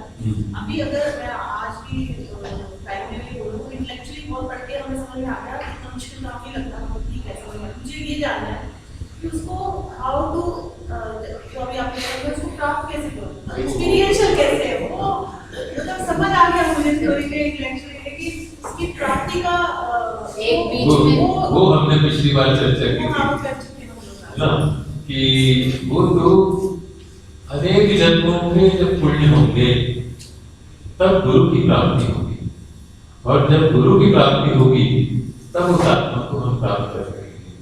कोई कोई उसको प्राप्त कर पाता है और कोई प्राप्त करता है तो कहीं बीच में पहुंचता है और वहीं पर मृत्यु हो जाती है।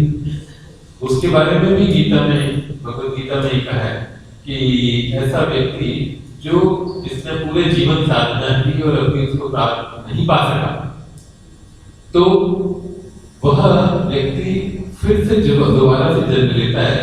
शुचीनाम श्रीमतांगे योग भ्रष्टों के जाए थे, योग भ्रष्ट होकर वो ऐसे पुरुषों के घर में जन्म लेता है जहां उसको वही संस्कार मिलते हैं जो पिछले जन्मों में उसके संस्कार थे।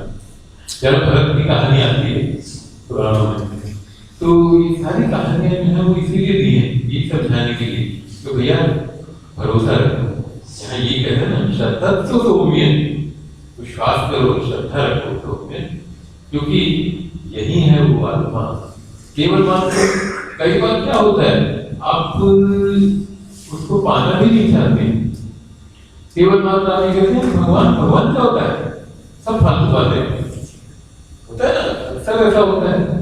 बच्चे लोग जो है वो इसी से बात करते हैं कि भगवान क्या होता है, बेकार की बात है। अच्छे अच्छे काम करो, ये अच्छा है, चलो ये भी अच्छा है कि आप ये तो कह रहे हो कम से कम कि अच्छे अच्छे काम करो।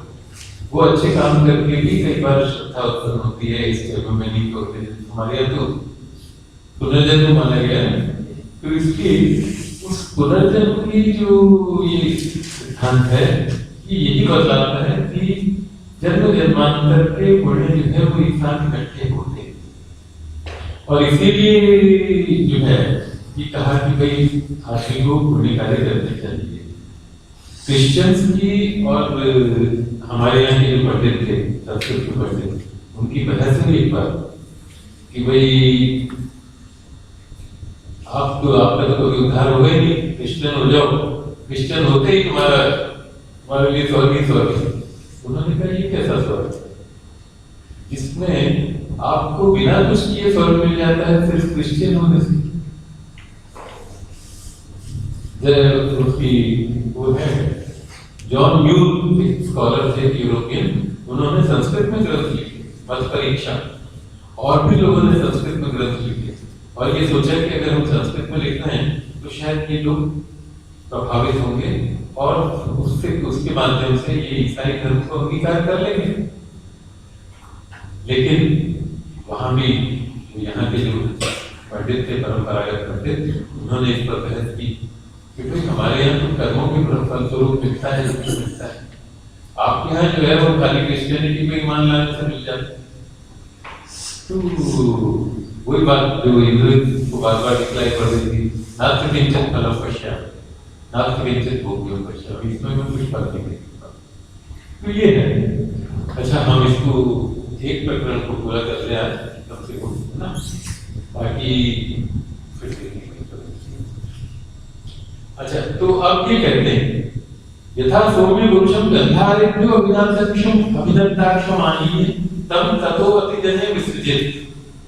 कहते हैं मान लो कोई गंधार देश से लाकर किसी व्यक्ति को लाए, कैसे लाए? अभिनंदाक्षम, बंधी हुई आंखों वाले उस व्यक्ति को, उसके हाथ पांव बांधकर, उसके आंखों पे पट्टी बांधकर अगर कोई ले आए और तम ततो अतिजने विसृजेत, उसको अतिजन अर्थात निर्जन प्रदेश में छोड़ दे, और तब वो व्यक्ति क्या करता है? हाथों पर पट्टी बंधी हुई है, प्राग्वा, उदंगवा, अधराग्वा, प्रत्यंगवा। प्राग माने पूर्व में, उदर माने उत्तर में, अधर माने पश्चिम में, और प्रत्यंग पश्चिम में, और अधर माने दक्षिण में। सब तरफ वो अपना मुंह घुमाता है और चिल्लाता है कि मुझे अभिनंदाक्ष आनीकर, आंखें बांधकर मुझे ले आया गया है, अभिनंदाक्ष को विशिष्ट, और इसी तरह से मुझे यहाँ छोड़ दिया गया है, मुझे कोई बचाओ आओ। और कोई व्यक्ति अगर उसकी आवाज को सुन लेता है तो वो तस्य यथा अभिनहनम प्रमुख, तब उसके बंधन खोलकर कोई व्यक्ति कहता है एताम दिशम गंधाता, इस दिशा में गंधार है, एताम दिशम व्रजेति, इस दिशा में तुम चले जाओ, तुमको अपना देश मिल जाएगा, अपने घर पहुंच जाओगे। अब वो व्यक्ति कैसा है? समझदार है, बुद्धिमान है। ये कहा है सर ग्रामात ग्राम गच्छन्, एक गांव से दूसरे गांव में पूछता हुआ, पंडितो मेधावी, पंडित भी है मेधावी भी, गंधारानेव उपसंपत्ति, वो गंधार देश में पहुंच जाता है। एवं यह आचार्यवान पुरुषों, उसी प्रकार से आचार्यवान पुरुष भी है, जिसको गुरु मिल जाता है, वह पुरुष यहाँ पर ज्ञान प्राप्त कर सकता है। तस्य तावदेव चिरं यावत् न विमोक्ष्यते अतः संपत्ति, उसको उतनी ही देर है मुक्ति में जब तक वो इस जीवन से मुक्त नहीं होता। जीवन से मुक्त होकर वह संपत्ति, संपत्ति माने संपत्ति, जीवन से मुक्त होना है तभी आप एक वेदांत में एक जीवन मुक्त की कल्पना है कि जीवन में मुक्त हो जाता है, उसका व्यवहार पूरी तरह से बदल जाता है, सारे हर प्राणी में वो उसको ईश्वर को ही दिखता है। आचार्य शंकर के बारे में बहुत सी कथाएं, उनको एक तांत्रिक ले गया था कि मुझे आपकी बलि चढ़ा दी, और वो चले गए थे उसके साथ। वो तो उनके एक शिष्य को पता चल गया और उसने वहां पर देवी के रूप में जाकर बैठ गए थे और उसको तांत्रिक को मारकर शंकर को बचाया। उसने कहा कि अभी संसार को बहुत काम नहीं थे, लेकिन शंकर को उसके साथ चले गए थे, ठीक है भाई मेरी बलि से काम चलता है। तो ऐसा जीवन मुक्त जो व्यक्ति है वो, उसके बारे में हमारे यहाँ 3 तरह की कर्म मानी गई। आपको ध्यान, 3 प्रकार के जो कर्म हैं, एक कर्म वो है जो कि अभी आप कर रहे हैं, संचित प्रारब्ध, संचित और क्रियमाण। प्रारब्ध, संचित और क्रियमाण, ये 3 प्रकार के कर्म। प्रारब्ध तो वो कर्म है जिन्होंने अभी फल देना शुरू कर दिया है। संचित वो कर्म है जो अभी आपके बैंक में जमा है, जो आगे चलकर फल देने वाले, अच्छे या बुरे। और क्रियमाण जो कर्म आप अभी कर रहे हैं, ऐसे कर्म। तो प्रारब्ध कर्म जो है उसके फल स्वरूप ये शरीर मिला हुआ है। संचित कर्मों का जो फल है वो अगले जन्मों में मिलेगा, ऐसा माना गया है। और क्रियमाण जो आप अभी कर रहे हैं वो भी कभी आगे जाकर संचित होंगे और फिर अपना फल देंगे। तो जो प्रारब्ध कर्म है उसके फलस्वरूप जो ये शरीर मिला हुआ है, उसके बारे में कहते हैं कि जो जीवन मुक्त है उसके वो संचित और क्रियमाण कर्म तो नष्ट हो जाते हैं। उपनिषद में भी कहा है विद्यते हृदय ग्रंथि छिद्यते सर्वसंशया, उसके हृदय की गांठें जो है वो टूट जाती हैं, उसके सारे संशय जो है वो समाप्त हो जाते हैं। क्षीयते चास्य कर्माणि, और उसके समस्त कर्म जो है वो क्षीण हो जाते हैं। तस्मिन् दृष्टे परावरे, जब उसको वो स्लाइड हो जाता है, आत्मज्ञान जब उसको हो जाता है। लेकिन वो प्रारब्ध कर्म जो है वो बाकी रहता है, और उसमें उदाहरण ऐसे दिया है कि जैसे वो कुम्हार अपना चाक चलाता है तो वो चाक जितनी देर अपने आप से चलता है वो चलता है, इसी तरह से प्रारब्ध जो कर्म है वो उसी प्रकार से चलता है। और इसीलिए ऐसा माना जाता है कि जैसे आपने सुना होगा स्वामी रामकृष्ण परमहंस जो है उनको गले का कैंसर हो गया, बड़े बड़े महापुरुषों को ये हुआ है। क्यों हुआ है? क्योंकि वो प्रारब्ध कर्म है, वो अभी फल दे रहा है और इसलिए वो आत्मज्ञानी थे, उनको उससे किसी तरह की तकलीफ नहीं थी। उनके शिष्यों को तकलीफ थी लेकिन परमहंस को इस बात की कोई तकलीफ नहीं, कोई कष्ट नहीं था। बल्कि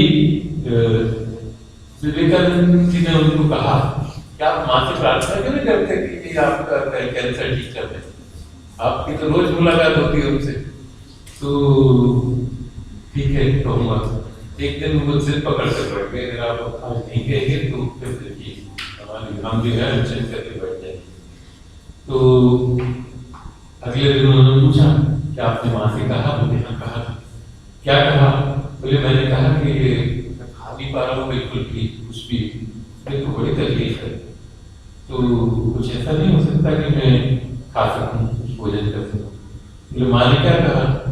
माँ ने कहा कि ये तेरे इतने सारे शिष्य हैं, उनके माध्यम से क्या तू ही नहीं खाया? और मैं शर्मिंदा हो गया, मैं कुछ भी नहीं बोल सकता। ये कहानी नरेंद्र कोहली ने अपने उपन्यास में दी है, लेकिन ये उनके जीवन की सत्य घटना पर आधारित है, इसी रूप में ना हो, थोड़े बहुत परिवर्तित रूप में है। तो जो जीवन मुक्त है उसकी ये स्थिति होती है। इसलिए जीवन मुक्त जो है वो तभी तक बंधन में है जब तक कि न विमोक्षी, जब तक वो देह के बंधन से मुक्त नहीं होता। देह के बंधन से मुक्त होते ही वह उस सत्य के साथ संपन्न हो जाता है, ये यहाँ पर उपनिषद कहता है। और इसलिए वो कहते हैं ये जो ऐसी ये जो अणिमा है, वो फिर रिपीट करते हैं उसको सारी बात को। ये जो अणिमा है, ये जो सूक्ष्मता है, एतद् आत्मविदं सर्वम्, एतद् रूप ये सारा जगत है, सत सत्यम, वही सत्य है, वही आत्मा है। तत्त्वमसि श्वेतकेतु, हे श्वेतकेतु तुम वही। इसी तरह से आगे एक दो प्रकरण करके फिर वहां पर उसको समापन उसका करते हैं और फिर वो ये कहते हैं कि तब जो है वो श्वेतकेतु उस बात को समझ गया। और जब आखिर में क्या होता है, आखिर में जब आता है प्रकरण की जहाँ समाप्ति होती है वहाँ रिपीटिशन होता है, विजज्ञ हुई थी, तब श्वेतकेतु उसको जान गया। दो बार कहते हैं, दो बार जान कहने का अर्थ है कि उसकी प्रकरण की परिसमाप्ति वक्त आज एक ही प्रकरण काफी है, क्योंकि दूसरा प्रकरण तो अगर हमने शुरू किया तो पूरा नहीं होता। ऐसे क्यों नहीं करते कि ये आत्मा का ही ज्ञान सब बच्चों को दिया जाए ताकि फिर बाकी सब अपने आप आ जाएगा, जैसे पहले सबको आता था। वो ज्ञान जो है ना वो तो संस्कृत का ज्ञान दे रहे हैं सबको। उनका उद्देश्य क्या है कि आप उसको ओरिजिनल फॉर्म में करें। ओरिजिनल जब आप पढ़ते हैं तो एक उसके इंटरप्रिटेशन में और तमाम चीजों में आपकी अपनी दृष्टि भी साथ में होगी। तो वो अपनी दृष्टि जब साथ में होगी तो उसका असर एक अलग प्रकार से ही होगा। इसलिए ये प्रयास होता है कि ये संस्कृत जो है कि थोड़ी बहुत अगर हर एक व्यक्ति को आ जाए तो अपने ग्रंथों को मूल रूप में स्वयं पढ़े, नॉट थ्रू द ट्रांसलेशंस, केवल अनुवाद के माध्यम से नहीं, बल्कि मूल ग्रंथ जो है उसका ज्ञान हो सके अगर तो।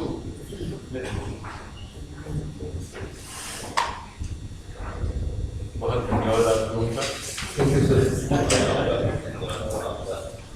होता क्या है कि ये जब चीजें पढ़ाई जाती है कई बार तो आपकी कई बार चुपने लगती है। अच्छा, इसलिए धन्यवाद मैं इसलिए दे रहा हूँ